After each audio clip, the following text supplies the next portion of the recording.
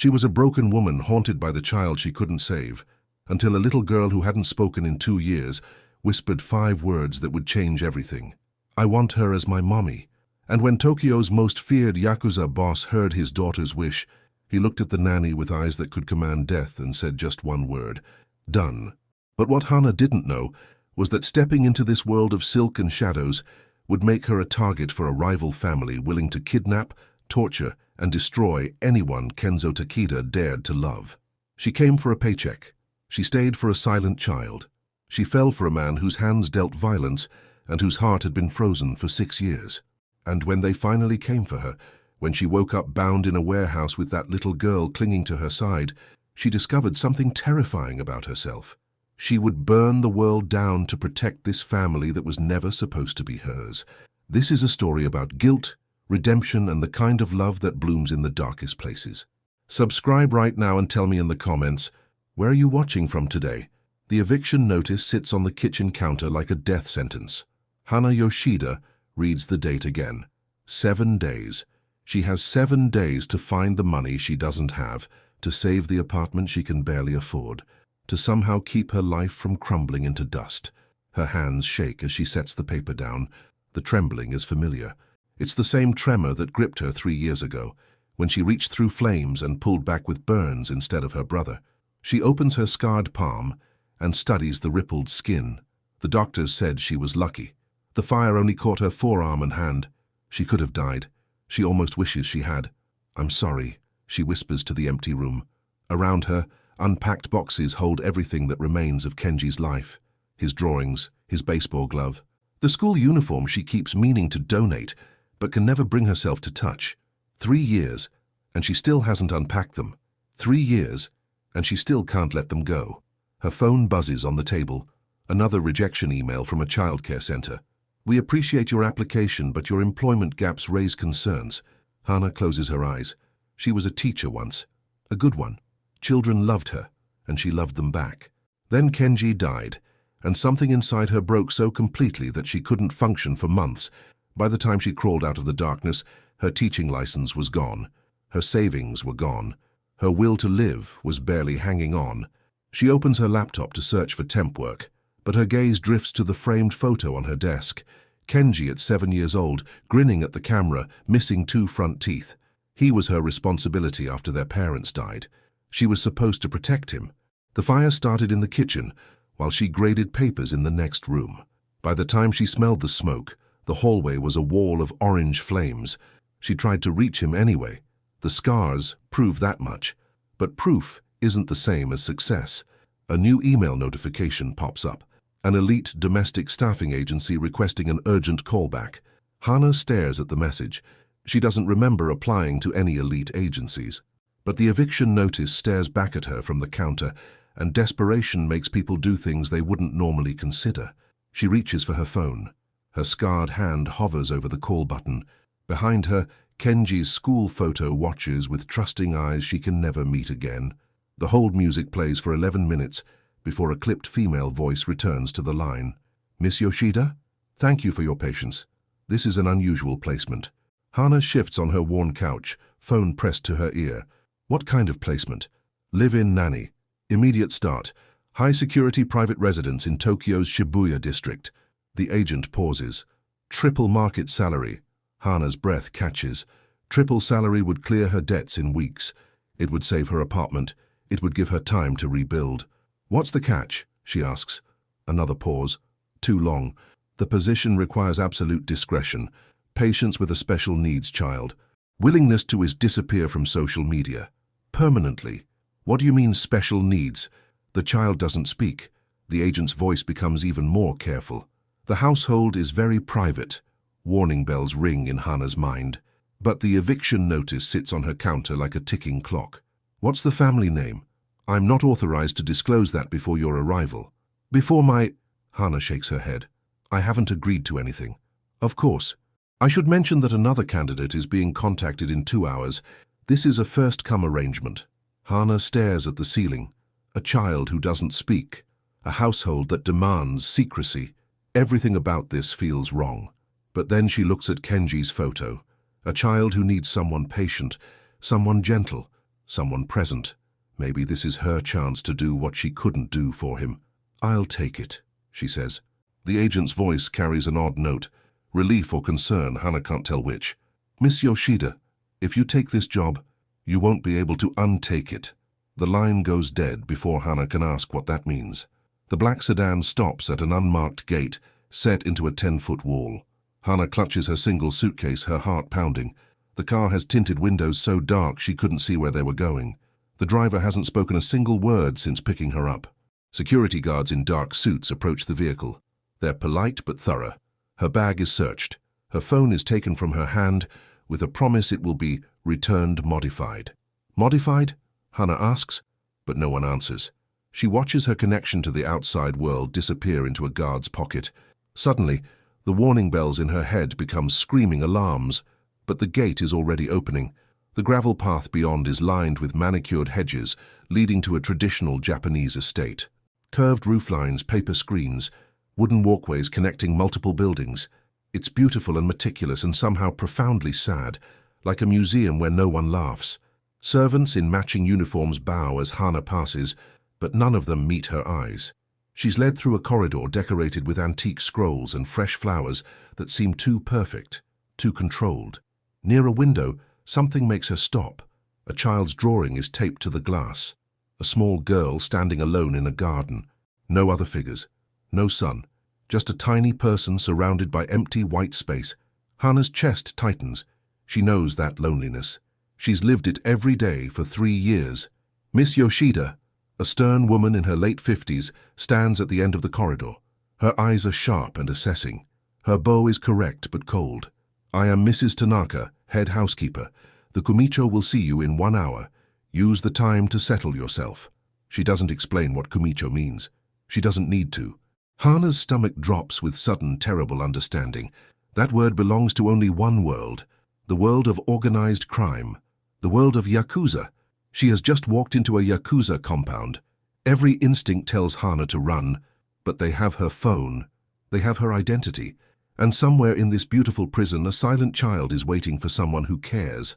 Mrs. Tanaka leads her through the main house toward a study in the eastern wing. The walls are lined with traditional art and modern security cameras. Guards stand at every junction, their faces blank, their eyes tracking her every step. Movement catches Hana's eye. A small girl watches from behind a screen door. She's maybe 6 years old, with dark hair and enormous eyes. She clutches a worn stuffed rabbit to her chest like a shield. Their eyes meet. The child doesn't wave, doesn't smile. She simply studies Hana with an intensity that seems far older than her years. Hana raises her hand in a tentative wave. The girl mirrors the gesture precisely, then vanishes like a ghost. Mrs. Tanaka notices the exchange but says nothing. Her expression remains unreadable as she slides open the study door. "The kumicho will see you now." Hana steps inside. The man behind the low desk fills the room with his presence. He's younger than she expected, early 30s, but there's nothing young about the way he holds himself. His hands are folded on the desk, and she can see the edges of traditional tattoos extending beneath his white shirt collar. Irizumi, symbols of rank and belonging in the Yakuza world. His eyes are dark and cold. They assess her like she's a potential threat, rather than a potential employee. "Miss Yoshida." His voice is flat, emotionless. "I am Kenzo Takeda. You've been told about my daughter?" Hana nods, not trusting her voice. "Sakura hasn't spoken in 2 years. 11 nannies have quit. 7 within the first week." He tilts his head slightly. "My daughter is not difficult. She is selective. If you cannot earn her trust, you will leave. If you earn her trust, you will never betray it." The word "never" carries the weight of a blade. He doesn't explain what happens to people who betray his daughter's trust. He doesn't need to. Discretion, loyalty, presence. He waves a hand, dismissing the topic of employment terms. Everything else is negotiable. His eyes meet hers for the first time, really meet hers. "You look afraid, Miss Yoshida. You should be. This world is not kind to weakness." Hana's pulse pounds in her throat. She should refuse, should demand her phone back and walk out that gate and never look back. But before she can speak, the study door slides open again. Sakura stands in the doorway. She's walked past 2 guards to find them, a small ghost in a white dress, clutching her stuffed rabbit. But her focus isn't on her father. She's staring directly at Hana with those impossibly old eyes. Without hesitation, she crosses the room, ignoring Kenzo entirely. She extends her small hand. She's holding a folded piece of paper. Hana kneels to accept it, her fingers trembling as she unfolds the drawing. Two stick figures hold hands, one tall, one small. The tall one has dark hair like Hana's. The small one holds a rabbit. Behind her, Mrs. Tanaka inhales sharply. Her whisper to a man Hana hadn't noticed in the shadows, Ren, she'll learn later, carries clearly in the silence. She's never drawn two figures before. She always draws herself alone. Hana looks up at Sakura's face. The child's eyes are dark and patient and full of a hope so fragile it hurts to witness. She sees Kenji, the night before the fire, trusting her completely. She sees the child she couldn't save staring back at her from another child's face. Kenzo's carefully controlled mask slips for half a second. Something raw flashes across his features, longing maybe, or fear. Then the ice returns. "You may leave," he says. "No consequences." Sakura's hand finds Hana's, warm, certain, claiming. Hana should refuse. She should protect herself from this dangerous world, from this dangerous man, from the weight of another child's need. But Sakura's fingers are wrapped around hers, and Hana cannot make herself pull away. "1-month trial," she says. Sakura's grip tightens. The smallest hint of a smile touches her lips. Kenzo watches them walk out together, his expression unreadable. Ren murmurs, "She didn't flinch from the room." Kenzo's reply is low and troubled. "That's what worries me." Hana's first morning begins at dawn. Sakura appears at her door, rabbit in hand, waiting with the patience of a child who has learned not to expect answers. She doesn't knock, doesn't make a sound, just waits until Hana opens the door and finds her there. "Good morning," Hana says softly. Sakura nods. She holds out her hand. Together they walk through the compound's quiet hallways as the estate wakes around them. The next 3 days pass in a careful rhythm of discovery. Hana learns that Sakura communicates through drawings, gestures, and the occasional squeeze of her hand. She learns the household rules through Mrs. Tanaka's clipped instructions. Meal times are fixed, certain areas are forbidden, the master's privacy is absolute. She learns that Kenzo watches constantly, from doorways, from hallways, from windows. He's always present, always observing, but he never approaches. He hovers at the edges of their world like a ghost who's forgotten how to belong. Hana establishes routines, morning walks in the compound garden, afternoon reading sessions in the sunroom, quiet meals where Sakura eats everything placed before her without fuss. She introduces origami, folding paper cranes and rabbits, while Sakura watches with intense concentration. By the third attempt, Sakura is folding her own, imperfect, earnest, a gift she places in Hana's palm. "It's beautiful," Hana says. "Can I keep it?" Sakura nods, her eyes bright with something that might be pleasure.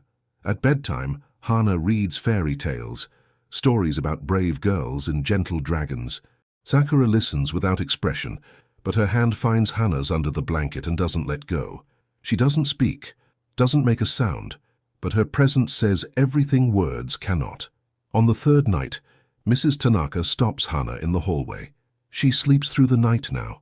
The housekeeper's voice is different, softer, almost reluctant to hope. She hasn't done that since before. She walks away without explaining what before means. In the shadows behind a paper screen, Kenzo watches them both. His expression is something Hana cannot read, pain and longing and fear all tangled together. She pretends she doesn't notice, but she feels his gaze like a weight on her skin, and she wonders what kind of man watches his daughter from a distance, never daring to come close. The garden becomes their sanctuary. Every afternoon, Hana and Sakura walk the winding paths between carefully trimmed hedges and ancient stone lanterns. The estate is beautiful, but it's also heavy with rules and silence and the weight of things no one talks about. Out here, among the flowers and the birdsong, some of that weight lifts. Sakura shows Hana her favorite spots: a bench beneath a maple tree, a pond filled with golden koi, a small stone statue of a fox that she touches every time they pass, like a ritual. She never speaks, but she communicates in 100 other ways. A tug on Hana's hand to show her something interesting. A small smile when Hana says something funny. A quiet sigh of contentment when they sit together in comfortable silence. Hana finds herself looking forward to these walks more than anything else. She also finds herself thinking about Kenji less, or maybe not less, differently. The grief is still there, heavy and constant, but caring for Sakura gives it somewhere to go, a purpose instead of just pain. On the fourth afternoon, Sakura leads her to a part of the garden she hasn't seen before. It's overgrown and wild, choked with weeds, its stone paths barely visible beneath years of neglect. Cherry blossom trees stand skeletal without care. Rose bushes tangle into each other like abandoned hopes. Sakura drops to her knees in the dirt. Her finger traces letters in the soil. Masplace. Hana's chest tightens with sudden understanding. This was Yuki's garden, Kenzo's dead wife, Sakura's mother, left untouched since her death, preserved in ruin like a wound that no one wants to heal. It's beautiful, Hana says quietly. Even like this. Sakura looks up at her with those impossibly old eyes. Can I help you take care of it? Hana asks. We could bring it back. Together. Sakura nods eagerly. She's already pulling at the nearest weeds before Hana can kneel beside her. They work for hours. Hana's burned hand digs deep into the soil, pulling out years of neglect. Sweat dampens her shirt. Dirt cakes under her fingernails. But there's something healing about this work, something that feels like prayer. Mrs. Tanaka brings them lunch and says nothing, but her eyes linger on the cleared patch of earth with something like wonder. Later, Hana looks up and sees Kenzo at his office window. He's watching them, motionless. His expression is hidden by the distance, but his posture is tense, coiled, like a man witnessing something he never expected to see. Their eyes meet across the garden. He doesn't wave, doesn't approach, but he watches for the rest of the afternoon. That evening, gardening supplies appear outside Hana's door. Gloves, tools, seeds. No note, no explanation. Mrs. Tanaka, passing by, pauses long enough to murmur, "He hasn't allowed anyone to touch that garden in 6 years." The door to Kenzo's office remains closed, but somewhere inside, Hana knows, the walls are beginning to crack. Days blend into something that feels almost like routine. Hana wakes at dawn to find Sakura waiting at her door. They eat breakfast together, walk in the garden together, work on restoring Yuki's abandoned flowers together. In the afternoons, Hana teaches Sakura to fold origami animals while they sit in the sunroom, surrounded by light and silence and the quiet peace of companionship. The household watches. Mrs. Tanaka's cold demeanor thaws by degrees. The servants begin to smile when they see Sakura approaching. Even the guards seem softer, less like soldiers and more like uncles observing a child they've come to care about. Kenzo continues to watch from doorways, but now he watches more often, stays longer. Sometimes Hana catches him mouthing the words of the stories she reads at bedtime, as if he knows them by heart, as if he's been reading them to his daughter for years, waiting for her to hear. On the 5th night, something changes. Hana has just finished a story about a princess who befriends a dragon. Sakura's eyes are growing heavy, her grip on Usagi the rabbit loosening as sleep approaches, movement in the doorway. Kenzo stands there, half in shadow. He doesn't enter, just watches. Hana keeps her voice steady and continues the closing lines of the story. When she looks up again, he's gone. But the next night, he's back, and the next, and the next. On the 4th night, he doesn't just watch from the doorway. He steps inside, sits in a chair by the far wall, listens as Hana reads. On the 5th night, he sits on the edge of the bed. Hana notices his lips moving along with certain passages. He knows every word. These aren't just any books. They're Yuki's favorites. He's been reading them to his daughter for years, but Sakura never responded until Hana came. After Sakura falls asleep, Kenzo lingers. His hand rests on the book cover, worn, well-loved, a remnant of the woman who died. His fingers trace the binding like a man touching something holy. "She used to read this one every night," he says quietly. "Yuki, my wife." He opens the cover to reveal an inscription written in elegant feminine handwriting. "For our daughter, with all the love in the universe." Why? Hana watches him trace the inscription with his finger, the most powerful man in Tokyo, reduced to something small and lost by a few words from a dead woman. "I'm sorry," she says. He doesn't respond, doesn't explain, just closes the book gently and places it on the nightstand. "Read her this one tomorrow." He hands her a different book, equally worn. It was Yuki's favorite for the first year. He leaves without looking back. Hana stares at the door long after it closes. Understanding settles over her like a weight. This man hasn't just lost his wife, he's lost himself. He's been frozen in grief for 6 years, watching his daughter from a distance, afraid that getting too close will somehow poison her with his darkness. And now Hana is here, in the middle of it all, trying to heal wounds she doesn't fully understand. She looks down at Sakura's sleeping face. The child's hand is still wrapped around her finger, trusting even in dreams. Whatever happens next, Hana thinks, I'm not going to fail this one. Not again. The fever comes without warning. Hana wakes to the sound of soft crying, so quiet she almost misses it. But instinct pulls her from sleep, and she finds Sakura in her bed, skin burning, small body shivering violently. It's okay, Hana whispers, gathering the child into her arms. I'm here. I've got you. The house physician is summoned within minutes. Guards appear at the door, tense and watchful, as if a childhood virus is an enemy they can fight. Mrs. Tanaka hovers in the hallway, her stern face tight with worry. The doctor examines Sakura and declares it a common virus. Not dangerous, but uncomfortable. The fever will break by morning. But Hana refuses to leave. She stays through the night, cooling cloths on Sakura's forehead, humming soft melodies between temperature checks. The child drifts in and out of sleep, restless and frightened, reaching for Hana every time consciousness surfaces. Around 2 a.m., Hana begins to sing. It's the lullaby she used to sing to Kenji during thunderstorms. An old song their mother taught them about stars watching over sleeping children. She hasn't sung it since the fire. The words feel like reopening a wound, but Sakura's breathing steadies. Her grip on Hana's hand loosens into something less desperate. Around 3 a.m., Sakura's small hand reaches up and touches Hana's lips, as if memorizing how the sound is made, as if trying to understand how music works. Hana continues singing, tears streaming silently down her cheeks. At 4 a.m., she hears footsteps outside the door. Through the gap in the screen, she sees Kenzo standing in the hallway. He's still fully dressed, as if he hasn't slept at all. His face is drawn with the same helplessness that Hana felt 3 years ago, watching flames consume everything she loved.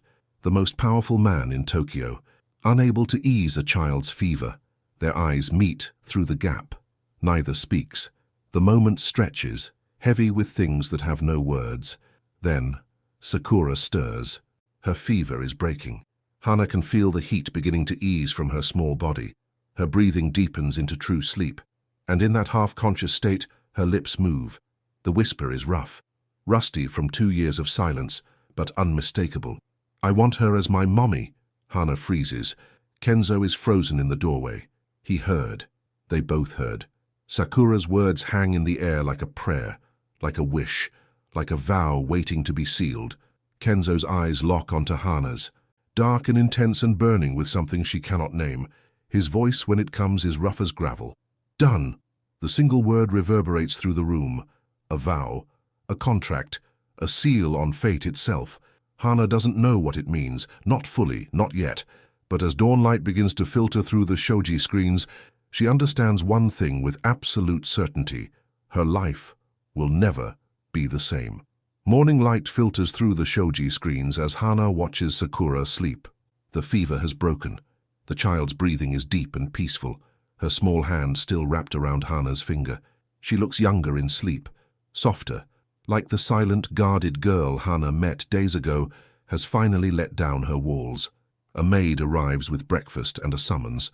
The Kumicho wishes to see you in his study, Miss Yoshida. Hana's stomach tightens. She hasn't forgotten that single word, done, or the weight it carried. She still doesn't know what it means. But she's about to find out. She leaves Sakura in Mrs. Tanaka's care and follows the maid through corridors that feel different now. Less like a museum, more like a maze with no exit. Kenzo waits behind his desk. His posture is correct, his expression controlled, but something in his eyes has shifted.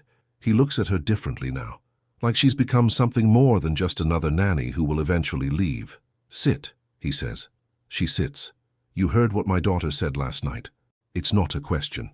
Hana nods anyway. Done means permanent placement. His voice is clinical, precise, like he's reading from a contract. Full protection of the Takeda household now extends to you. You will want for nothing. You will be safe from any threat. Hana waits for the but. She can feel it coming. But, Kenzo leans forward slightly, my world has rules, enemies, traditions you must learn. What kind of traditions? Before he can answer, the door slides open. Ren enters with a folder of paperwork. Her employment documents, he says. But as Hana reads through them, her alarm grows with every page. Her identity is being cleaned. She's being removed from searchable databases, employment records, social media archives, tax files. Everything that proves Hana Yoshida exists in the outside world is being erased. For your protection, Kenzo says, so enemies cannot target what they cannot find. Hana's hands shake as she holds the final document. You're erasing me without my consent. I'm shielding you. By making me disappear. Her voice rises despite her efforts to control it. I'm not property. I'm not a possession to be collected, because a child whispered a wish in fever dreams. Something flickers across Kenzo's features. Respect, maybe, or surprise that she would push back. You misunderstand, he says quietly. I am not caging you. I am protecting you from people who would use you to hurt me, to hurt Sakura. And if I refuse, his eyes meet hers, then you leave, today, with your identity intact and enough money to start over somewhere far from here. Hana stares at the documents in her hands. According to these papers, Hana Yoshida no longer exists. The woman who walked through that gate has been erased. The woman who lives in this house belongs to the shadow world of the Takeda Gumi. She never agreed to any of it.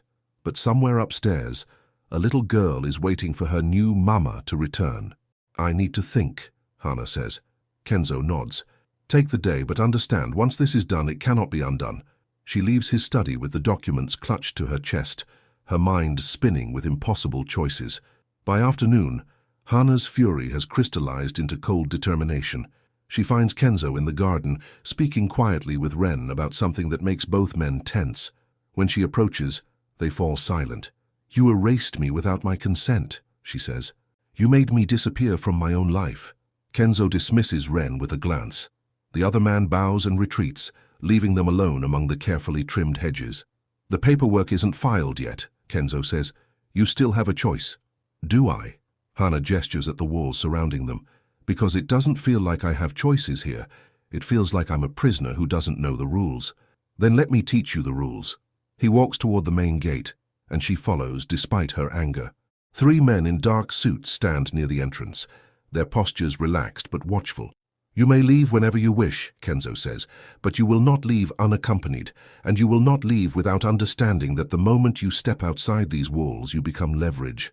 The word lands like a stone, leverage, against him, against whatever wars are being fought in shadows she cannot see. Leverage for what? I have enemies, Miss Yoshida.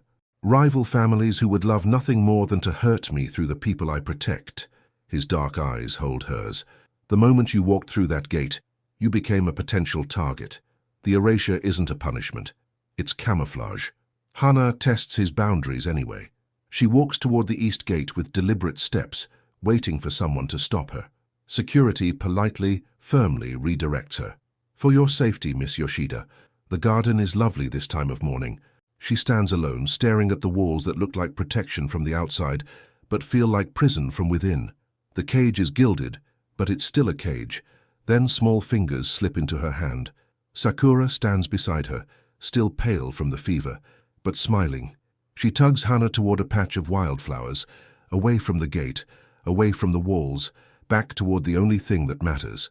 The cage's bars feel less important when the child smiles. But over the following days, Hana makes her choice.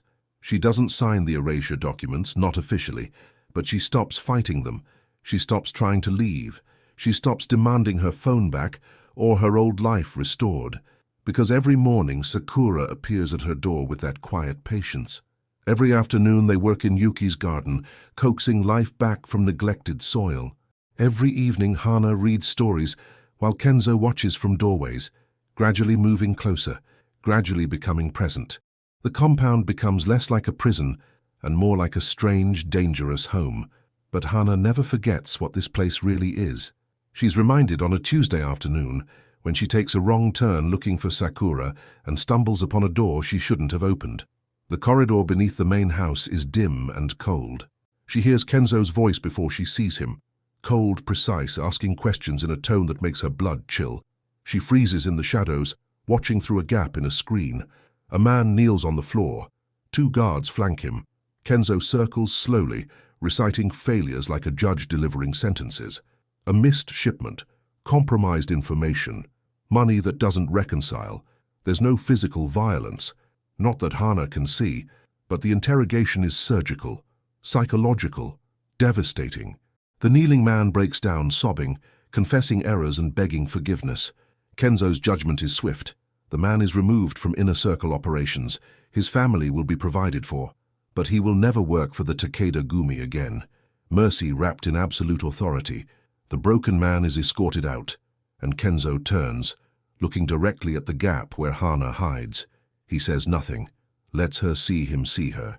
Then he walks past, brushing close enough that she can smell sandalwood and something metallic, leaving her trembling in the darkness. That night, Hana questions everything. This is what he is. A man who commands fear. A man who breaks people with words. A man who rules an empire built on shadows. But when Sakura crawls into her bed at midnight and sleeps peacefully against her side, Hana realizes something important. This child has no fear of her father. She has absolute trust. A child who has witnessed violence, who stopped speaking after a home invasion, would know a violent man, would feel the danger in her bones. But Sakura shows no fear, only love. She knows something about Kenzo that Hana doesn't, something beneath the cold facade and the calculating eyes. Hana pulls the child closer and stares at the ceiling until sleep finally claims her. Bedtime becomes sacred. Every night Sakura insists on the same position, tucked against Hana's side, rabbit clutched to her chest, waiting for the story to begin. And every night without fail, Kenzo appears in the doorway. At first he doesn't enter, just stands in shadow, watching, listening. Hana continues reading, keeping her voice steady despite his presence. Sakura shows no reaction to her father's appearance, as if this is simply how things are. On the second night, he sits in a chair by the far wall. On the third, on the edge of the bed, Hana notices his lips moving along with certain passages. He knows every word of every story. These aren't just any books, they're Yuki's favorites. He's been reading them to his daughter for years, alone in the dark, hoping she would respond. She never did, until Hana came. After Sakura falls asleep on the 4th night, Kenzo lingers. His hand rests on the book cover, tracing the worn edges with his fingers. "These were hers," he says quietly. "Yuki's. She collected them before Sakura was born, had this whole plan for reading every night, teaching her to love stories the way she did." Hana waits, sensing there's more. She never got the chance. His voice is rough. "She died before Sakura heard a single story from her lips, so I read them instead. Every night for years, but Sakura wouldn't." He stops, swallows hard. She wouldn't respond. Not to me. It was like she couldn't hear me at all. Hana thinks about the child pressed against her side, the trust in those dark eyes, the way Sakura reaches for her hand like it's the most natural thing in the world. "She hears you," Hana says softly. "She just didn't know how to show it. Sometimes grief locks us in cages we can't see." Kenzo's eyes meet hers. Something shifts in their depths, pain and recognition, and a loneliness so profound it takes her breath away. "You understand that," he says. It's not a question. "Yes." Her scarred hand rests on the blanket. "I understand that very well." He doesn't ask for details, doesn't push, just nods once and rises to leave. At the door he pauses. "Thank you for giving her what I couldn't." He's gone before Hana can respond. She stares at the empty doorway for a long time, her heart aching with a feeling she's afraid to name. The nightmare comes without warning. One moment, Hana is sleeping peacefully. The next, she's trapped in a burning hallway, flames licking at her skin, smoke choking her lungs. Kenji's voice echoes through the fire. "Hana, help me, please!" She runs toward him, reaches through the flames. Her skin blisters and burns, but she doesn't stop. She can see his hand reaching for hers through the orange hell. She wakes, screaming. The sheets are soaked with sweat. The smell of smoke still thick in her nostrils, even though there's no fire. There hasn't been a fire for 3 years, but it feels like yesterday. It always feels like yesterday. The door slides open. Kenzo stands in the doorway, dressed in a robe, his posture relaxed but ready. Security alert, she realizes distantly. Any disturbance near the child's wing triggers immediate response. He sees that she's alone, unharmed. He should leave. Protocol doesn't require comfort, but something in her expression, the raw terror, the tears she's trying to hide, makes him stay. He enters, sits in the corner chair, says nothing. The silence stretches between them, broken only by Hana's ragged breathing as she fights to calm her racing heart. Finally, in the darkness, she tells him. The fire, her brother Kenji, the social workers who found her catatonic, clutching his charred baseball glove, burns on her arms from reaching through flames. The breakdown that cost her teaching license, the guilt that follows her like a shadow she cannot shake. Every child I see him, she whispers. I thought I was broken beyond use. Then Sakura held my hand. Kenzo listens without interrupting. His face is hidden in shadow, but she can feel his attention like a physical weight. When she finishes, he doesn't offer empty words of comfort, doesn't tell her it wasn't her fault. He simply pulls a blanket over her shoulders, adjusting it with surprising gentleness. Sleep, he says. It's not a suggestion. He settles back into the corner chair, a guardian made of flesh rather than stone. In the morning there's tea by her bed, still warm, and a single white flower from the garden. He never mentions the night again. 2 weeks after Sakura's fever, Hana wakes to find the child standing at her door in somber colors. Sakura clutches Usagi with unusual intensity. Her eyes are wide and serious.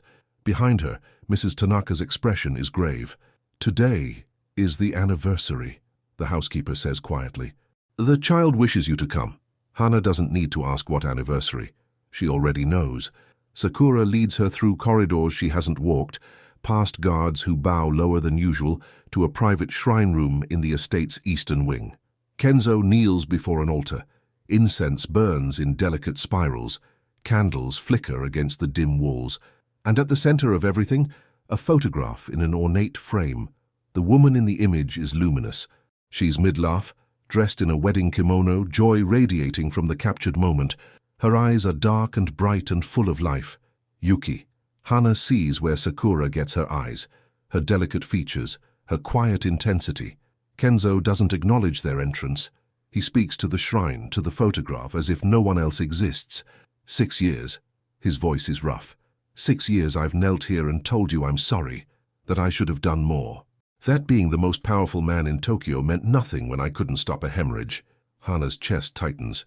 I couldn't save you. His shoulders begin to shake. I couldn't even hold your hand at the end because they were working on you, and I was screaming for them to do something, anything. His voice breaks. The most feared man in Tokyo's underworld, shattered before a dead woman's image. Sakura tugs Hana's hand forward. Together, they kneel beside him. Kenzo doesn't look at them, doesn't seem capable of looking at anything except that photograph. But when Hana places her hand on his back, a gesture that should feel presumptuous but feels necessary, he doesn't pull away. His shoulders shake with sobs he's held for 6 years. Raw, ugly sounds that don't belong to the controlled man she's come to know. Sakura crawls into her father's lap. Her small arms wrap around his neck. She doesn't speak, can't speak, but she holds him with a fierceness that says everything words cannot. Kenzo pulls them both into a crushing embrace. Grief and hope, loss and love, all tangled together in a shrine built for remembering. The photograph watches over them. Yuki's smile seems softer now, approving almost, as if the dead can give permission for the living to heal. 4 nights after the shrine, Hana can't sleep. She wanders the compound's quiet hallways, her mind too restless to settle. The nightmares are less frequent now, but they haven't stopped entirely. Some nights she still smells smoke, still hears Kenji calling her name. The library door is slightly open. Warm light spills into the corridor. She pushes it open and finds Kenzo there, sack bottle half empty, staring at nothing. He looks up when she enters. His eyes are red-rimmed, tired, vulnerable in a way she's never seen before. Can't sleep? He asks. No. He gestures to the cushion across from him. Neither can I. She sits. He pours her a cup of sake without asking. They drink in silence at first, the quiet comfortable between them. Then slowly they begin to talk, about regrets, about philosophy, about the weight of responsibility and the price of power. He asks about her life before, what kind of teacher she was, what she loved about children, why she chose that path. She asks about his rise to power, carefully, not pushing too deep, but curious despite herself. Neither tells the full truth, but both tell more than they should. The sake loosens tongues, softens edges. I watch you with Sakura, Kenzo admits, his voice low and rough. It hurts and heals at the same time, seeing my daughter learn to trust again, knowing I couldn't give her that myself. Hana swirls the sake in her cup. I was terrified to accept this job, because succeeding would mean facing my failure with Kenji. You didn't fail. His eyes hold hers with fierce intensity. You survived. Survival isn't failure. She laughs, a soft, surprised sound that startles them both. When did she last laugh? When did he last hear genuine laughter in these halls? The air between them shifts, charges with something electric and dangerous. Their eyes meet. Hold. He reaches out, tucks a strand of hair behind her ear. His fingers linger at her jaw, warm and rough against her skin. Their faces are inches apart. She can smell sandalwood and sake and something that is purely him. Her heart pounds against her ribs. Her breath catches in her throat. His gaze drops to her lips. He pulls back abruptly. This isn't appropriate. His voice is strained, rough with restraint. You work for me. Hana's pulse pounds in her ears. Her skin burns where he touched her. I stopped being just an employee the moment you said done. Her voice is steady, even though her hands are shaking. And we both know it. She leaves him in the library, his eyes burning into her back with a hunger he refuses to name. Neither of them sleeps that night. The attack comes at 2 a.m. The alarm tears through the compound, a sound Hana has never heard, sharp and urgent and terrifying. Within seconds, the estate transforms. Guards are running, lights are blazing. Shouts echo across the buildings. Ren appears at Hana's door, blood streaming from a gash on his temple. Perimeter breach. His voice is controlled but urgent. Come with me, now. He half carries her and Sakura through corridors that have become military formations. Guards stand at every junction, weapons drawn, faces grim. Sakura clings to Hana without sound, her silence weaponized into survival. They reach a reinforced room beneath the main house, a panic room, Ren calls it. Steel walls, multiple locks, cameras showing feeds from across the compound. He seals them inside with 2 guards and disappears back toward the chaos. Through the thick walls, Hana hears muffled sounds.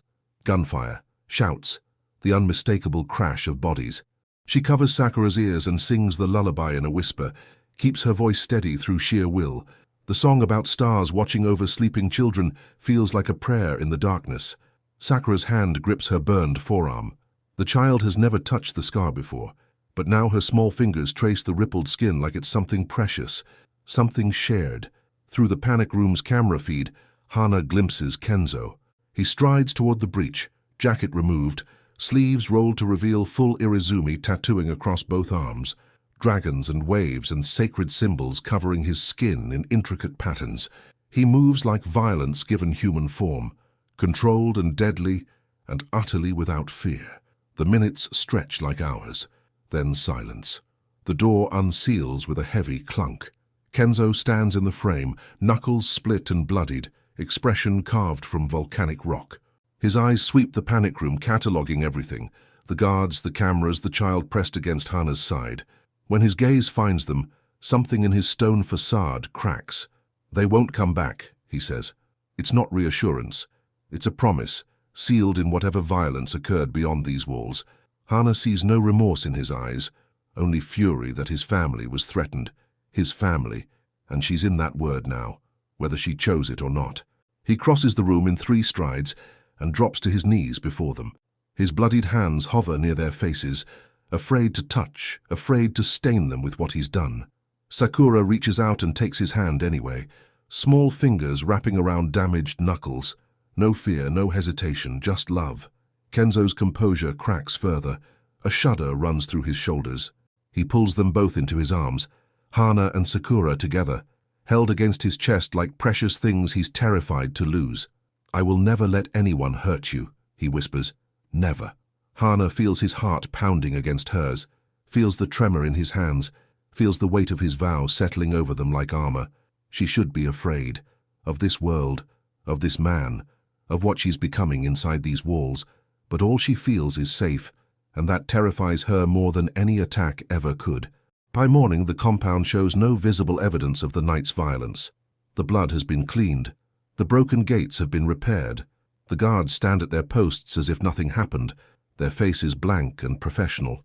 But everything has changed. Ren appears at breakfast with new arrangements. His arm is in a sling, his face pale from blood loss, but his voice is steady. "You and Sakura are being relocated," he tells Hana, "to the main house's inner wing." "Why?" "Security protocols." He doesn't quite meet her eyes. "The Kumicho's orders. The inner wing, where Kenzo's quarters are." Hana's heart does something complicated. Fear and anticipation tangled together in her chest. She doesn't argue. After last night, she understands why he wants them closer. Their new rooms adjoin Kenzo's quarters. The proximity is immediate, intimate. Hana hears him moving at night, catches his shadow passing her door at odd hours. She knows when he sleeps, which isn't often, and when he paces his room like a caged animal. Breakfast becomes mandatory for all three of them. The first morning is awkward, stilted. Kenzo sits at the head of the table, his expression controlled, his words minimal. Sakura eats silently between them. Mrs. Tanaka serves the meal with pointed approval, her stern face softened by something that looks almost like hope. By the third morning, things begin to shift. Kenzo asks Sakura about her dreams. He asks what flowers they're planting in the garden. He asks if she wants to try the strawberries he had brought from a special farm. Sakura doesn't answer in words, but she nods eagerly. She points at things she likes. She draws pictures on napkins and slides them across the table for his approval. He studies each drawing like it's a precious artifact, saves every single one. Hana catches herself fixing Kenzo's collar as he rises from the table one morning. The gesture is so automatic she doesn't realize she's done it until his hand catches her wrist. They freeze. His grip is warm, strong, not painful, but firm enough to hold her in place. Their eyes meet. Something electric passes between them. He releases her slowly, deliberately. His eyes never leave hers. "Thank you," he says quietly. She nods, not trusting her voice. Small touches begin to accumulate after that. He steadies her when she trips on the genkan. She brushes dust from his shoulder before a meeting. He hands her tea in the morning, their fingers brushing. She adjusts his sleeve without thinking, and he lets her. The household notices. Servants exchange knowing glances when they pass. Guards bow to Hana with a new deference, the respect given to someone who matters, not just someone who works here. Mrs. Tanaka sets 3 places at the family table without being asked. No announcement, no ceremony. The Takeda household has decided what they are, even if the adults haven't admitted it to themselves. The cherry blossoms bloom overnight. Hana wakes to find the restored garden transformed. Pink and white petals cascade from branches she nursed back to health, creating clouds of color against the blue spring sky. Sakura appears at her door earlier than usual, practically vibrating with excitement. She grabs Hana's hand and pulls her toward the window, pointing at the blossoms with wide, joyful eyes. Her first hanami since before she stopped speaking. They spend the morning preparing. Hana helps Sakura choose a pink kimono, one that Mrs. Tanaka produces from storage, explaining that it belonged to Yuki when she was a girl. The fabric is soft with age, but still beautiful. She would want Sakura to wear it, Mrs. Tanaka says, her voice thick. She would be glad to see the garden alive again. They set out blankets beneath the trees Hana has tended for weeks. Mrs. Tanaka provides a bento of extraordinary complexity, rice balls shaped like rabbits, vegetables cut into flower shapes, sweets wrapped in cherry blossom leaves. She mutters about proper spring celebrations and the right way to honor the season. Even Ren joins briefly. His arm is still healing from the breach, but he watches Sakura with an uncle's soft pride as she runs between the falling petals. Then Kenzo appears. He stands at the garden's edge, hesitating. His expression is strange, almost frightened. Hana realizes this is the first time he's entered Yuki's garden since its restoration. She extends her hand. He takes it. His fingers are warm and strong, closing around hers like she's something he's afraid to lose. They stand together at the edge of the garden, watching Sakura catch blossoms in her cupped palms. The child spins until she collapses laughing onto the blanket. The laughter is silent still, but joy needs no sound. Ren captures a photograph on his phone, the 3 of them beneath the blossoms. Sakura mid-leap, Hana glowing, Kenzo's expression something approaching peace. For one afternoon, violence doesn't exist. They are simply a man, a woman, and a child beneath falling flowers. Hana thinks she could stay in this moment forever, but forever isn't something this world allows. That evening, a package arrives at the gate. Hana is helping Sakura prepare for bed when Mrs. Tanaka appears in the doorway. Her face is white. "The Kumicho needs to see you," she says. "Now." Something in her voice makes Hana's blood run cold. She finds Kenzo in his study, a photograph clutched in his hands. Ren stands beside him, his jaw clenched with barely controlled fury. "What is it?" Hana asks. Kenzo hands her the photograph without a word. It shows her and Sakura in the garden. Today's garden, beneath the cherry blossoms, caught in a moment of joy. But the angle is wrong, impossible without long-range equipment. Taken from beyond the compound walls, from somewhere outside looking in. Someone has been watching them, for weeks. She turns the photograph over. Handwriting she doesn't recognize covers the back in sharp, aggressive strokes. "Beautiful family. Fragile." The signature reads Daiki Yamamoto. "Who is he?" Hana's voice sounds distant to her own ears. "Head of the Yamamoto Kai." Kenzo's control is slipping. She can see the fury building behind his eyes like a storm. "A rival family. We've been at war for years, territory disputes, business conflicts, but he's never done anything like this." "Why now?" Ren answers. "Because now you're here. Before there was nothing to target. Kenzo kept Sakura hidden, kept himself closed off. But you—" He doesn't finish. He doesn't need to. Hana understands. She's become a weakness, a pressure point, something Daiki can use. Kenzo's composure shatters. He rises from his desk, his movements sharp and violent. "Full lockdown. No one enters or exits without my personal authorization. I want surveillance tripled on every approach, and find out how he got this photograph." The next few hours are chaos-controlled. Guards appear everywhere. Security protocols activate. The compound transforms from a home into a fortress. Hana holds Sakura through it all, keeping the child calm with soft words and gentle touches. She doesn't let her see the photograph, doesn't let her know that their moment of joy has been weaponized against them. But as the lockdown settles into an uneasy quiet, Hana makes a decision. She's done being kept in the dark. The lockdown enters its third day. Tension coils through the household like a held breath. Servants move quickly and speak in whispers. Guards stand at every junction, their hands never far from their weapons.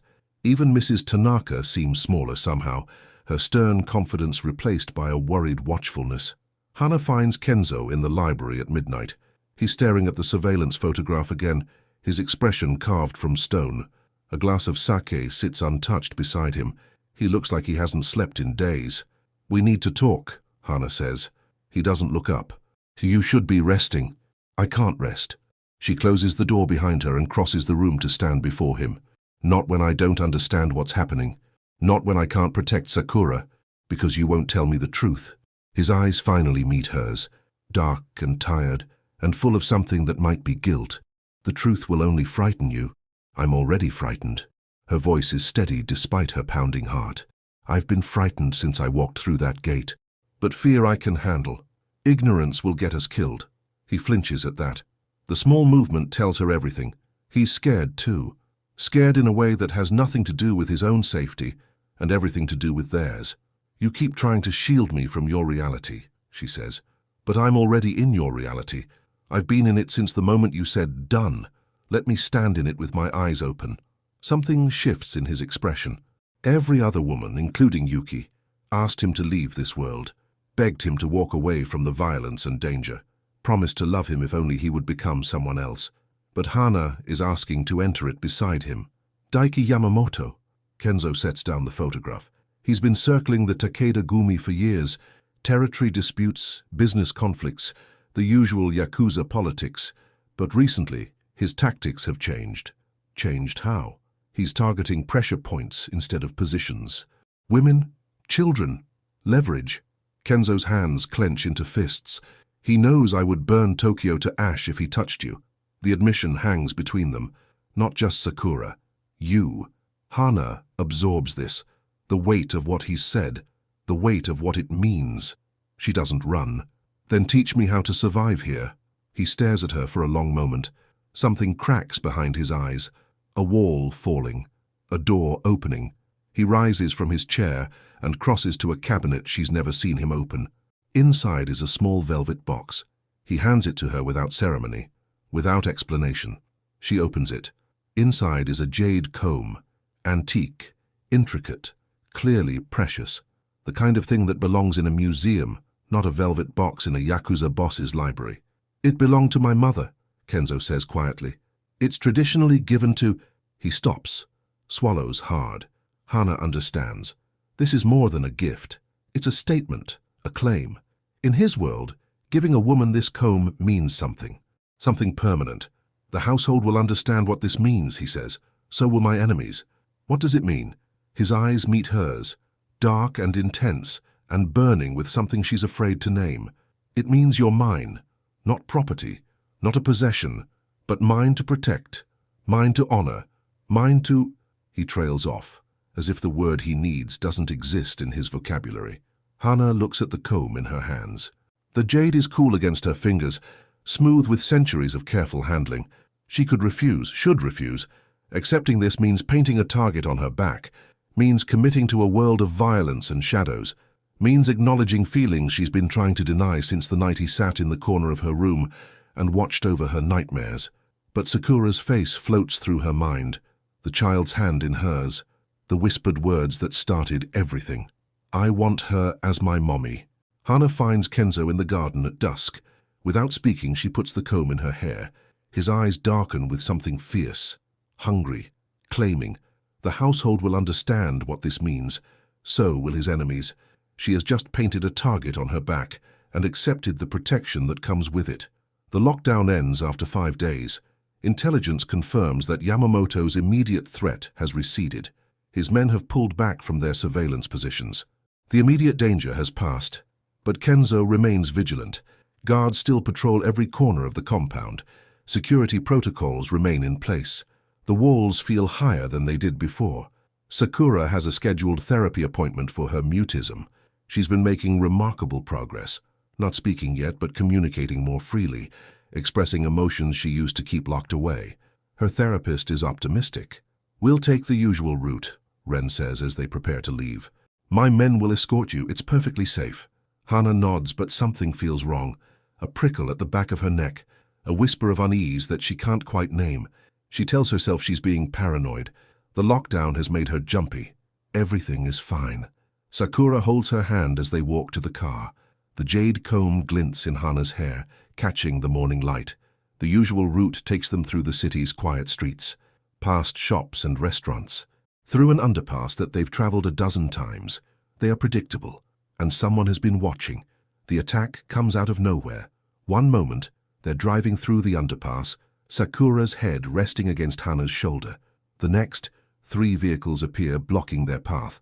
Ren reacts instantly. He shoves Hana and Sakura toward the car's reinforced core, his weapon already in his hand. "Get down! Stay down!" Gunfire explodes around them. Glass shatters. Shouts echo off the underpass walls. Hana curls her body around Sakura, shielding the child with everything she has. Her heart pounds. Her mind races. She can hear Ren returning fire, can hear him shouting commands, can hear the chaos of violence erupting just feet away. A round hits Ren. She hears him grunt, hears his body hit the ground. He manages to trigger the emergency beacon before a second impact takes him down. Then a blow to the back of Hana's head. Blinding pain. The world tilts and spins. The last thing she hears before consciousness fades is Sakura screaming. Actually screaming. Her voice ripping free in raw terror after 2 years of silence. Then darkness. Hana wakes in a cold, concrete room. Her head throbs. Her hands are bound in front of her. The jade comb is still tangled in her disheveled hair. Whoever took them didn't bother to remove it.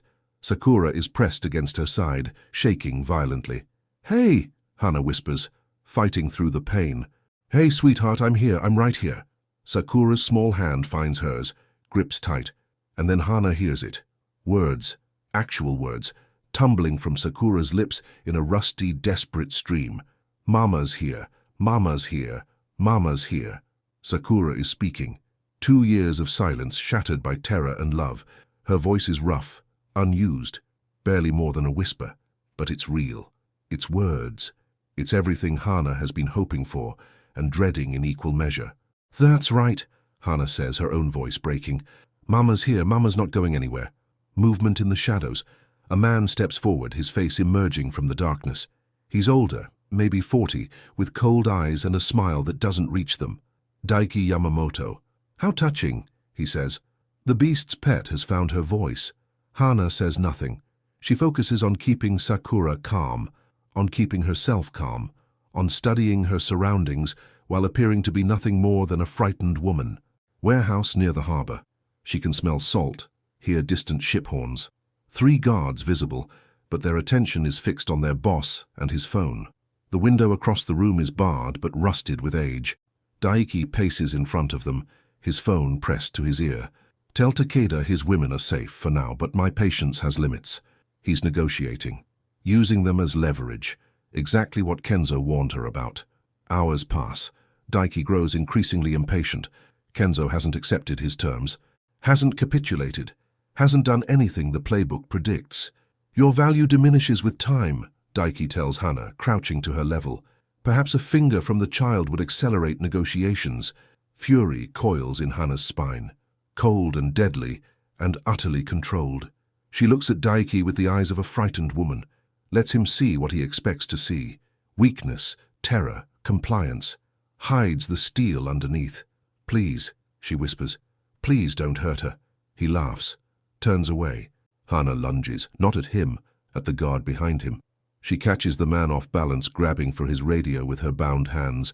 She doesn't get it, but her attack creates chaos. Shouts, confusion, guards rushing forward.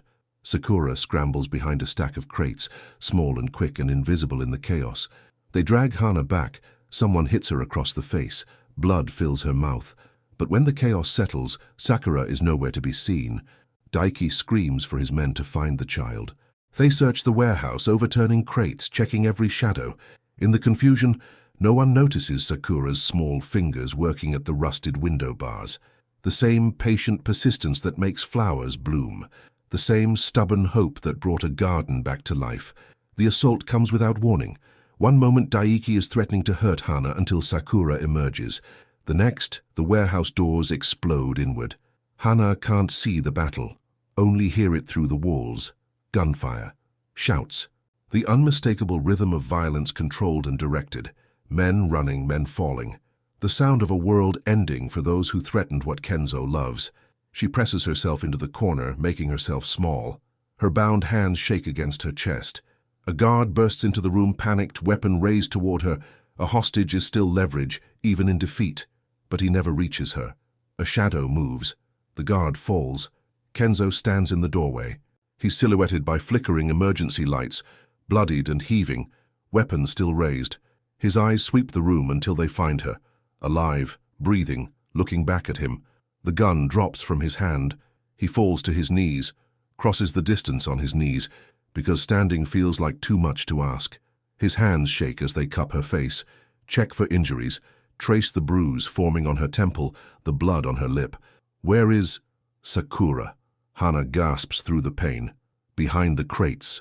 West corner. She was trying to escape through the window. He roars for his men. They find her wedged through the rusted bars, frozen mid-escape, too scared to go forward or back. Ren's nephew lifts her through with gentle hands. She runs to them, to both of them, and throws herself into the space between their bodies. Kenzo pulls them into a crushing embrace. His composure shatters completely.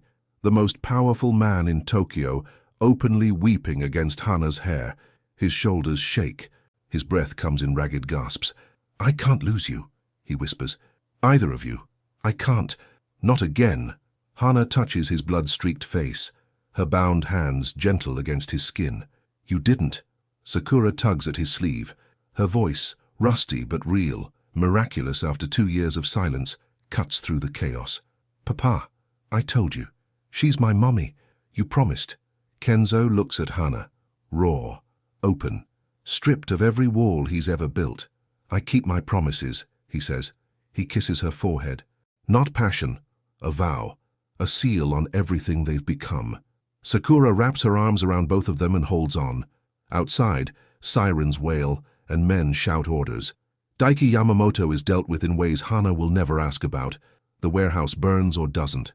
She'll never know. All that matters is this moment. 3 broken people becoming whole. 3 days after the rescue, the compound is recovering. Repairs are underway on sections damaged during the lockdown preparations.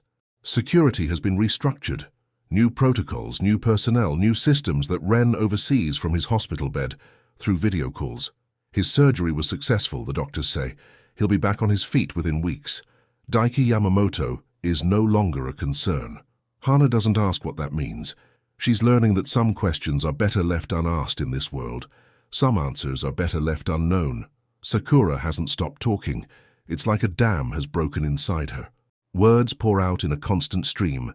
Questions about flowers, observations about clouds, stories about Usagi the rabbit and his adventures. Her voice is still rough from 2 years of disuse, but it grows stronger every day. Mrs. Tanaka cries the first time she hears it. Actual tears streaming down her stern face as Sakura chatters about breakfast. Yuki would be so happy, the housekeeper whispers to Hana when Sakura is out of earshot. So very happy. The bruise on Hana's temple fades from purple to green to yellow. The cut on her lip heals. The terror of the warehouse recedes into memory, not forgotten, but integrated. Part of her now. On the morning of the 3rd day, a maid arrives with a summons. The Kumicho wishes to see you in his study, Miss Yoshida. Hana's heart skips. She's barely seen Kenzo since the rescue. He's been dealing with the aftermath, the political fallout, the security failures, the 1,000 details that come with eliminating a rival. She's caught glimpses of him in hallways, exchanged brief words at meals, felt his eyes on her when he thinks she isn't looking. But they haven't talked, not really. Not about what happened, not about what comes next. She leaves Sakura with Mrs. Tanaka and makes her way to his study. The room looks the same as it did the first time she entered. The low desk, the traditional art, the weight of power and history pressing down from every surface. But Kenzo looks different, tired, vulnerable, uncertain in a way she's never seen before. Sit, he says. Please. She sits across from him, the desk between them like a barrier. He's arranged this formally, she realizes, like a business meeting, like the job interview that started everything. I've spent the past 3 days making arrangements, he says. His voice is careful, controlled. Your old identity can be restored. The erasure wasn't complete. I can undo it. Put you back in the databases, the records, the systems. Hana's heart clenches. What are you saying? He slides a folder across the desk. She opens it with trembling fingers. Plane tickets. A lease agreement for an apartment in another city, Osaka, far from Tokyo and the Takeda Gumi's sphere of influence. Bank statements showing enough money to rebuild comfortably. A new phone, a new life, freedom, escape. The door she could walk through and never look back. You never asked for this, Hana. His voice cracks on her name. You came here for a job and found yourself in a war. You were kidnapped, hurt, terrified because of me, because of my world. He takes a breath, steadies himself. You deserve the choice I never gave you. The choice to leave. To start fresh somewhere safe. Somewhere my enemies can never find you. Somewhere you can build a real life, not a life in the shadows. Hana stares at the folder in her hands. 3 months ago, she would have taken it without hesitation. 3 months ago, she was a broken woman drowning in guilt, desperate for any escape from the pain of losing Kenji. But that was before Sakura, before the garden, before late nights in the library, and sake-soaked confessions and the way Kenzo's hand felt when it caught her wrist at the breakfast table, before she fell in love with a man she should be afraid of. What about Sakura? She asks quietly. Pain flashes across his face. She would miss you terribly, but children are resilient. She would adapt. She has her voice now. That's partly because of you. She'll be okay. And you? He doesn't answer, doesn't meet her eyes. But his hands shake where they rest on the desk, and that tells her everything. Hana sets the folder down, pushes it back toward him. I made my choice the night I said yes to this job, she says. And again when Sakura spoke for the first time, and again when you wept at Yuki's shrine. She stands, walks around the desk, stands before him so close she can see the desperate hope he's trying to hide. I'm not leaving my family. His eyes meet hers, dark and wet and full of something that might be wonder. You're sure? His voice is barely a whisper. Because once you stay, I'm sure. He rises from his chair. His hands find her face, cupping her cheeks with a gentleness that seems impossible for a man who commands violence. I don't know how to do this. His forehead presses against hers. Be what you deserve. Let someone in again. Yuki was the only... His voice breaks. I don't know how to love without being terrified of losing. Hana touches his face, traces the grief etched into every line.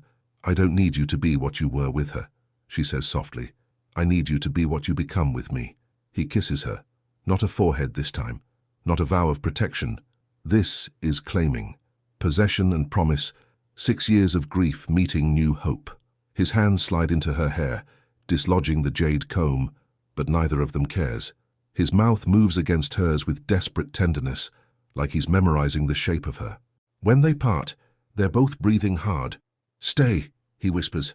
Not as an employee, not as Sakura's nanny. Stay as... He trails off, searching for the right word. Yours, Hana finishes. I'll stay as yours. His arms wrap around her, pull her against his chest, hold her like she's the most precious thing in the world. Behind them, a small giggle echoes from the doorway. Sakura stands there, Usagi clutched in her arms, a brilliant smile lighting up her face. I knew it, she says in her rusty voice. I knew you would stay. The announcement comes 3 days later. Before the household and Kenzo's inner circle, he makes the formal declaration, Hana is his partner, acknowledged before his world as mother to Sakura and woman of the Takeda house. Not wife yet, that comes later properly when she says yes, but something permanent, something real. The jade comb gleams in Hana's hair as she stands beside him. Mrs. Tanaka weeps openly, no longer bothering to hide her emotions. Ren, joining via video from his hospital bed, bows deeply despite his bandages. The staff applauds. Sakura, holding both their hands, declares to the room, I want her as my mommy. Papa said done. It's done now. Laughter ripples through the gathered crowd. Real laughter. Something this house hasn't heard in 6 years. That night, Hana stands on the Engawa overlooking the restored garden. The cherry blossoms have fallen, but the roses are blooming now, pink and red and white against the green. Kenzo joins her, slipping his arm around her waist. Are you happy? He asks quietly. She considers the question, thinks about everything she's lost. Her brother, her career, her old life.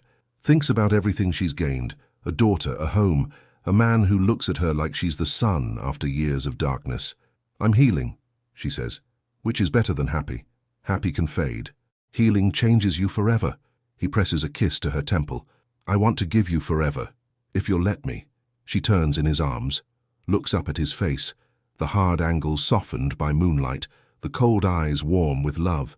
Ask me again in a year, she says, when you're sure, when we're both sure. He smiles. It transforms his face, makes him look younger, less burdened. A year then, I'll ask you every day until then, just to practice. She laughs, kisses him softly. You're ridiculous.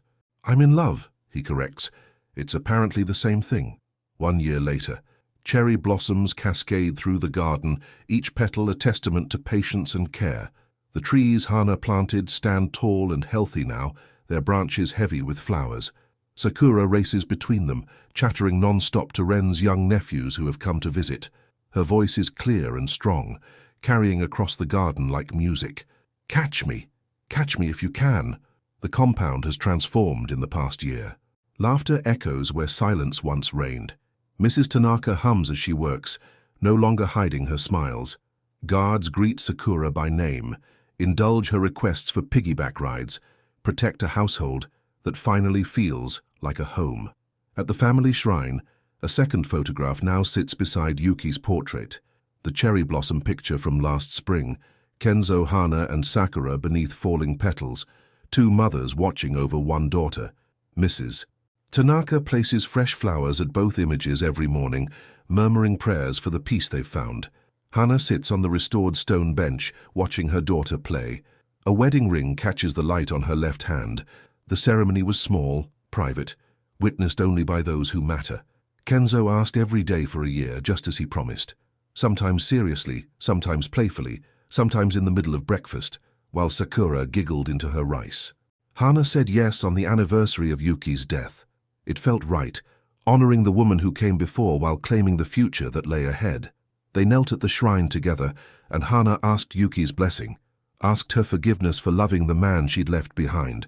The incense smoke curled around them like an embrace. That night, Kenzo slipped the ring onto her finger with shaking hands. "You're sure?" he asked, the same question he'd asked a year ago. "I've never been more sure of anything." Now watching Sakura run through the garden, Hana feels something she never expected to feel again. Peace. The guilt for Kenji is still there, will always be there, but it no longer drowns her. She carries it like a scar now, a reminder of what she's lost and what she's learned, a reminder to hold tight to the people she loves. Kenzo approaches from behind, wrapping his arms around her, pulling her back against his chest. "What are you thinking about?" he murmurs against her hair. "Everything." "Nothing." She leans into his warmth. "How lucky we are." "Not luck." His voice is soft but certain. "Choice. We chose this. Every day we choose it again." Sakura runs over, breathless and beaming. "Mama! Papa! Look what I found!" She opens her cupped hands to reveal a perfectly whole cherry blossom. "Can we press it in the book?" she asks. "The one you read every night?" The book. Yuki's book. Still read at bedtime, still treasured. But now with new memories layered over the old ones. "Of course, sweetheart." Hana takes the blossom gently. "We'll add it to our collection." Sakura beams. Then her eyes drop to Hana's midsection, and something shifts in her expression. "Mama?" Her voice is curious now, thoughtful. "You're getting kind of round." Hana exchanges a glance with Kenzo. They'd planned to tell her tonight, after dinner, in a special moment they'd carefully arranged. But children have their own timing. Kenzo kneels, bringing himself to Sakura's eye level. His hand rests on Hana's shoulder, then slides lower, settling protectively over the soft swell of her belly. "You're going to be a big sister," he says, "in about 5 months." Sakura's eyes widen. Her mouth drops open. Then her face lights up with a joy so pure it brings tears to Hana's eyes. "A baby? We're having a baby?" She throws herself at them, wrapping her small arms around both of them, squeezing with all her strength. "Is it a boy or a girl? What's its name? Can I help take care of it? Does it know about Usagi yet?" The questions tumble out in an endless stream. Kenzo catches Hana's eye and smiles, that rare, unguarded smile that still makes her heart skip. "One question at a time, little one," he says. "Is the baby going to like cherry blossoms too?" Sakura asks, her voice suddenly serious. Hana laughs, unburdened, full, complete. "I think the baby is going to love everything about this garden, and everything about this family." Kenzo pulls them both into his arms. The three of them, soon to be 4, held together in the garden Hana brought back to life. "Thank you," he whispers against Hana's hair, "for staying, for choosing us." "Thank you for keeping your promise," she replies. They stay like that for a long moment, wrapped in each other, wrapped in the falling blossoms, the past behind them, the future stretching ahead, the present perfect and complete. Sakura wriggles free eventually, too excited to stay still. "I'm going to tell Renoji-san," she shouts, already running toward the house, "and Mrs. Tanaka, and everyone." "So much for our careful announcement," Kenzo says dryly. "She's excited." Hana smiles. "Let her be excited." He pulls her closer, his chin resting on top of her head. "I never thought I'd have this again," he admits quietly.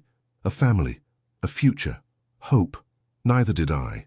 Her scarred hand rests over his, both of them cradling the new life growing inside her. "I thought I was too broken for hope." "We were both broken," he says. "But broken things can be mended. Sometimes they're even stronger for it."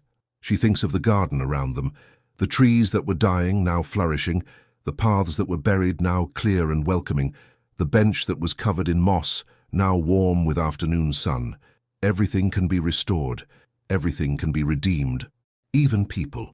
Even hearts. That evening the household gathers for dinner. It's not a formal occasion, just family and the inner circle, celebrating the news that Sakura has already shared with everyone she could find.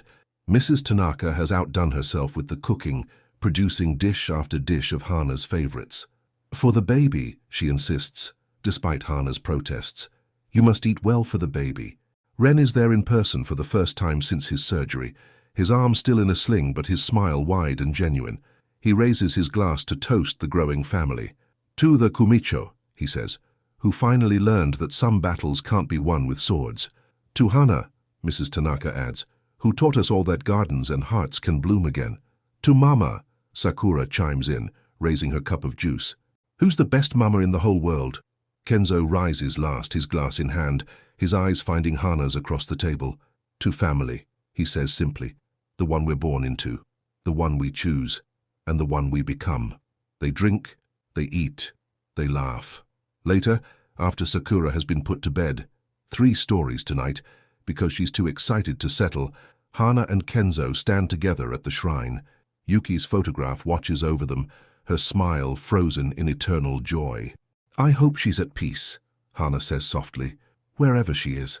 She is. Kenzo's voice is certain. She loved Sakura more than anything.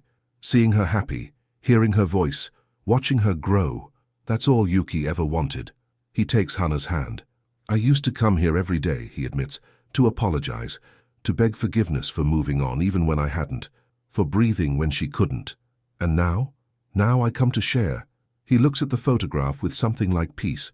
I tell her about Sakura's new words, about the garden blooming, about the baby coming. His voice softens. About you. Hana squeezes his hand.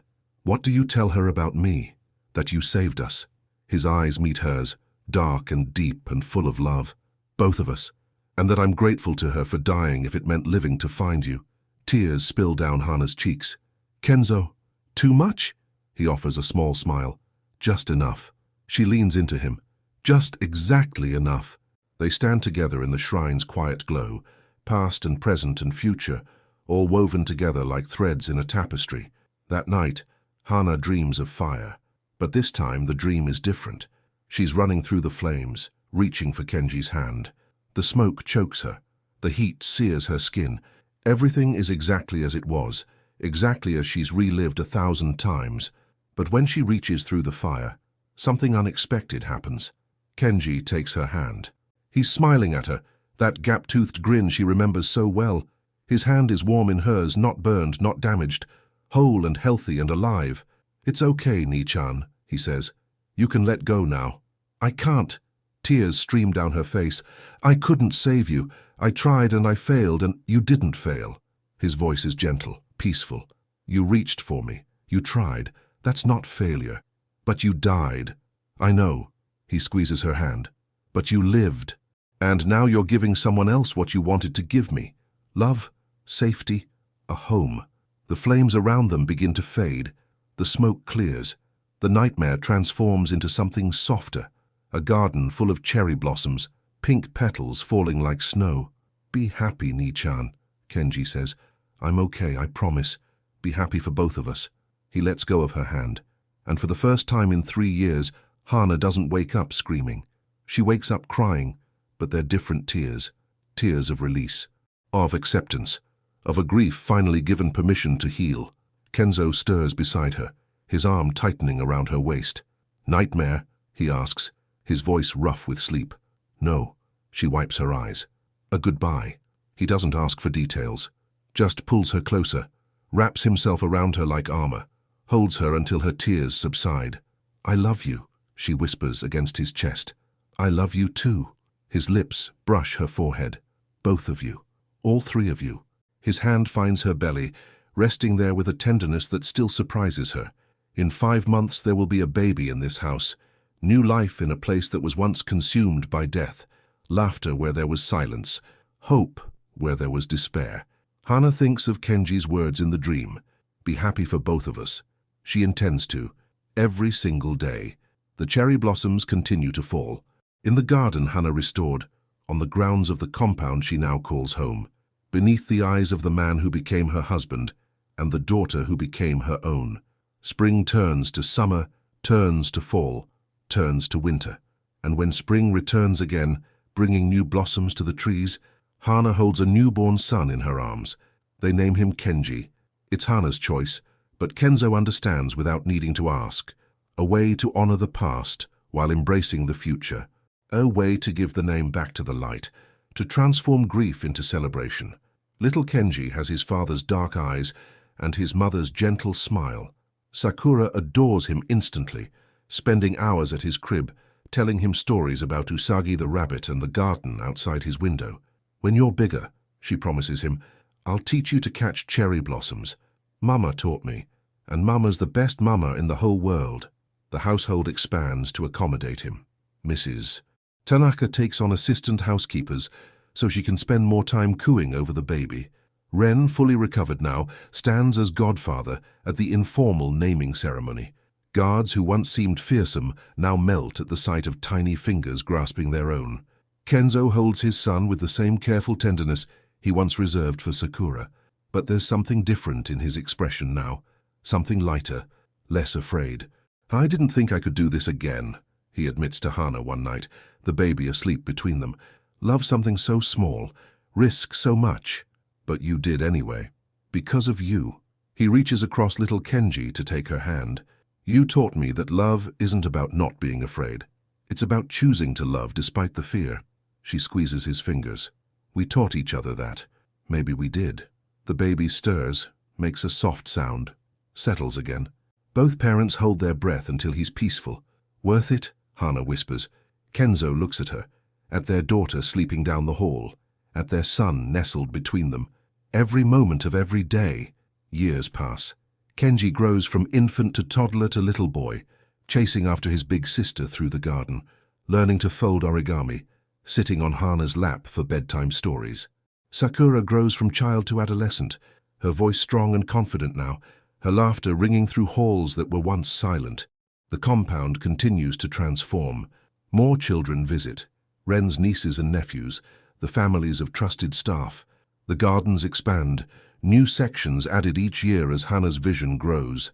Kenzo still runs the Takeda Gumi, still commands respect and fear in equal measure, still comes home some nights with shadows in his eyes that Hana doesn't ask about. But he also comes home to her, to their children, to a family that loves him without condition. The violence of his world never touches them again. He makes sure of that. On the 10th anniversary of their meeting, they return to the shrine. Yuki's photograph is joined now by others, Hana's parents lost so long ago. Kenji, her brother, finally at peace. A portrait of Kenzo's mother, the original owner of the jade comb. They kneel together, the whole family. Light incense. Speak silent prayers. Sakura, 16 now, tells Yuki about her latest achievements in school. Little Kenji, 9 years old and full of energy, promises to take care of his mama and papa. Hana says, "Thank you for the gift of this life, for the family she never expected, for the love that found her when she was too broken to look." Kenzo says nothing at all, but his hand finds hers and holds on. Some things don't need words. Later that night, alone on the Engawa, Hana looks out at the garden she created. The cherry blossoms are in full bloom again. Pink and white petals drift through the air, catching moonlight, landing soft as whispers on the ground below. Kenzo joins her, as he always does, wraps his arms around her, as he always does, rests his chin on her head and breathes in the scent of spring. "Happy?" he asks. She thinks about the question, about everything she's lost, everything she's gained, the grief she carries and the joy that's grown alongside it. "Yes," she says finally. "Really, truly happy. Good." He presses a kiss to her temple. "Because I asked Sakura to watch the kids tonight. I have plans for you." She laughs, still, after all these years, surprised by his playfulness, by the lightness that love has given him. "What kind of plans?" "The kind that involve sake and starlight, and pretending we're young and irresponsible." "We were never irresponsible." "Then we should try it. For science." She turns in his arms, looks up at the face she's loved for a decade, the sharp angles softened by time, the cold eyes warm with devotion. "For science," she agrees. He kisses her under the cherry blossoms, the same way he's kissed her 1,000 times before, and she kisses him back, grateful beyond words for the child who whispered a wish, for the man who said, "Done," for the family they built from broken pieces and second chances. Above them, the stars watch over sleeping children. Around them, the garden blooms with the promise of spring, and in their hearts the love that saved them both continues to grow. Done, forever and completely done.